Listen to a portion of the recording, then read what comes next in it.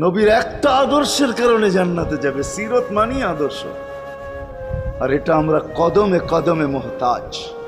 কেননা এই ছোট জীবনটা যদি গ্রহণযোগ্যতা পর্যন্ত পৌঁছাইতে হয় আল্লাহর কাছে, চাই নারী হই, চাই যুবক হই, চাই বৃদ্ধ হই, যেই মানুষই হই না কেন, যেখানেরই হই না কেন, যেই বাসারই হই না কেন, যেই বর্ণেরই হই না কেন, যেই পেশারই হই না কেন, যেই সোসাইটিরই হই না কেন, এই জীবনটাকে যদি গ্রহণযোগ্যতা পর্যন্ত পৌঁছাইতে হয় কার কাছে? দুনিয়া আলাদের কাছে না, মালিকের কাছে, যিনি এক ফোঁটা পানির থেকে অস্তিত্ব দিছেন, যার কাছে আবার আমাদেরকে ফিরা যেতে হবে।